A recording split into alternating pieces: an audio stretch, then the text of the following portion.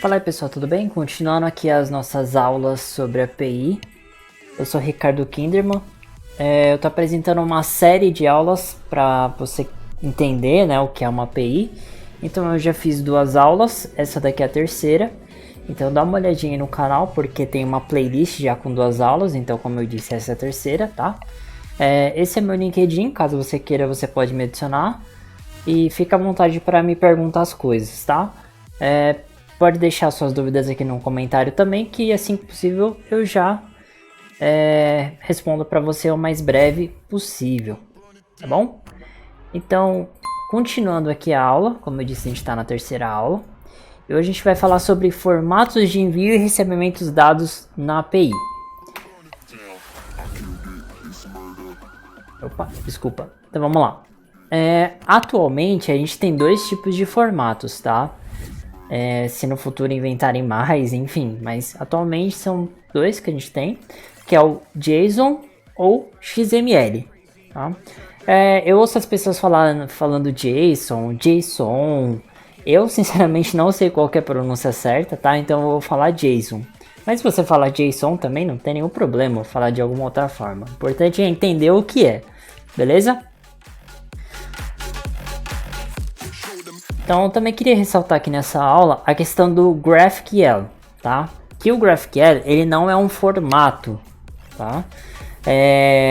Então, lendo aqui, no mundo das APIs existe também o GraphQL. Porém, o GraphQL não é um formato de dados. O GraphQL é uma linguagem de consulta, que ela foi criada pelo Facebook, que pode ser utilizada em APIs desde que a API seja desenvolvida para usar o GraphQL. Não é porque ele existe que vai funcionar em qualquer API. Como por exemplo, temos o SQL, que é uma linguagem de consulta. Assim como o SQL é utilizado em bancos de dados, o GraphQL é utilizado em APIs. Então, por exemplo, se você nunca estudou a questão de banco de dados, tá? Então, o SQL, vamos dizer assim, ele é uma linguagem onde você faz buscas no banco de dados. Então, olha, me traga o nome da pessoa, o nome completo da pessoa, onde o primeiro nome é Ricardo. Então, você faz uma consulta nesse estilo, vamos dizer assim, e aí o banco de dados retorna o nome completo de todas as pessoas, que o primeiro nome é Ricardo. O GraphQL, ele funcionaria da mesma forma. Então, por exemplo, você quer um endereço. Então, olha, me traga o Logradouro, que seria o bairro, vamos dizer assim, onde o CEP é tal. Então, você está pedindo um dado e coloca numa condição. Então, você tem como fazer isso em APIs utilizando o GraphQL, desde que a API seja desenvolvida para utilizar o GraphQL. Ok? Então, o JSON, aqui a gente vai falar de JSON. E o formato do JSON, ele é bem simples. Então, você abre as chaves, você tem o nome do campo, 2 pontos e o dado daquele campo. E fecha as chaves. Então, é bem simples. Então, abre chaves, nome do campo, 2 pontos, o dado e fecha as chaves. Pode ser que você veja alguns colchetes no meio, dependendo da estrutura do JSON, mas aí são dados dentro de dados, tá? Eu vou resumir, não vou falar muito tecnicamente. Mas, basicamente, esse é o formato dele. A gente vai ver alguns exemplos mais pra frente. Então, esse aqui é um exemplo de um JSON completo. Então, você abre chaves, você tem o nome do campo, que aqui nesse exemplo é o CEP, e que você tem o dado daquele campo. Então, qual que é o número do CEP? Lembrando que a gente está tratando de um endereço, tudo bem? Então, o número do CEP é esse, e é um CEP. Logradouro. Então, qual que é o Logradouro? Ou seja, qual que seria o bairro? O bairro é Praça da Sé. E o que que é isso daqui? Isso daqui é um Logradouro. Então você tem, desculpa, eu falei bairro, né, mas Logradouro é outra coisa, o bairro tá aqui embaixo, tá?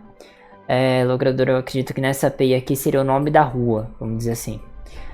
Então você tem o dado, e aqui você tem o nome daquele campo, informando qual que é aquele dado. Então, esse dado aqui é uma localidade, esse dado aqui é o número de CEP, e assim por diante. Então ele é bem fácil de entender. Lembrando que nem todas as APIs são tão fáceis de entender assim, mas nesse exemplo aqui você vê que é uma questão fácil. Você olha um dado e você sabe para que serve aquele dado em teoria.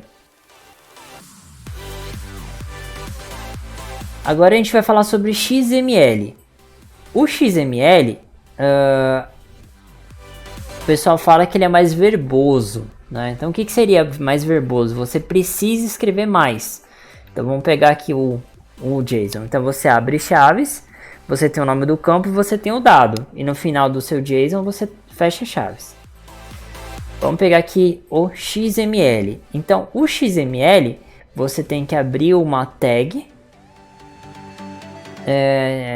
que englobaria tudo, vamos dizer assim, como se fosse as chaves ali no início, comparando com o JSON.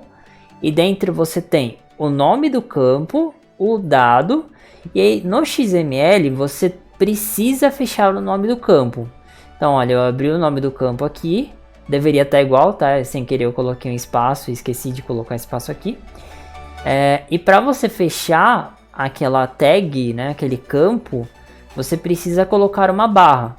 Igual nesse exemplo aqui embaixo, ó. Eu abri o campo e aqui eu fechei o campo. E aí tudo que tiver aqui no meio simboliza o dado daquele campo. Então o XML ele tem mais dados, né, vamos dizer assim. Se você entende, né, igual eu coloquei aqui, qualquer semelhança com HTML não é mera coincidência. Então se você tem um conhecimento HTML, isso daqui fica mais fácil para você entender. Mas caso você não tenha, também não tem nenhum problema. Então aqui a gente tem um exemplo de XML. Então olha, eu estou abrindo o XML CEP. E aí como eu abri ele aqui no início, eu vou fechar ele aqui no final. Então olha, repare que é o mesmo campo, então XML CEP. E aqui embaixo eu simplesmente estou colocando a barra, para simbolizar que todos esses dados estão dentro de XML CEP. Então aqui eu tenho o CEP, né, o campo CEP. Eu coloco o número do CEP aqui dentro e aqui eu fecho, simbolizando, olha, tudo isso daqui é um CEP. Então logradouro, eu estou abrindo a tag logradouro, coloco o dado e fecho a tag logradouro. Justamente para falar, olha, tudo que tiver aqui dentro é logradouro. Complemento é a mesma coisa, então abro o complemento, escrevo aqui o dado, né, lá do ímpar e fecho o complemento. E assim por diante, você pode reparar aqui, ó, que toda tag você abre e você fecha. Abriu, fechou, assim por diante. E aí sempre vai ter uma tag, vamos dizer assim, que todos os dados ficam dentro dela.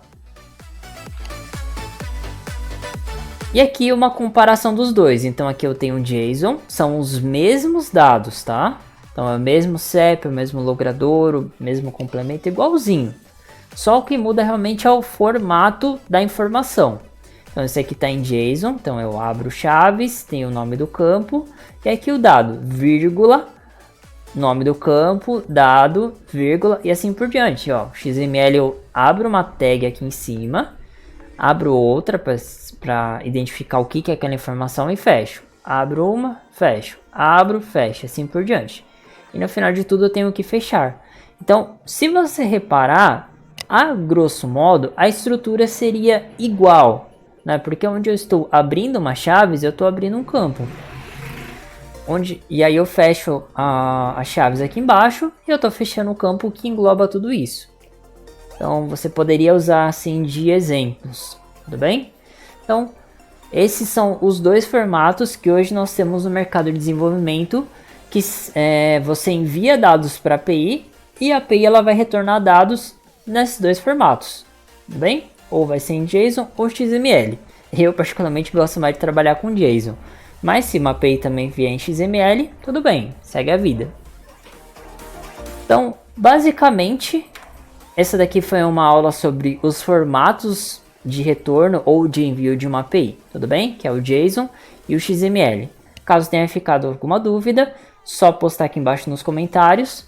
Obrigado aí por ter assistido, fiquem com Deus, até mais.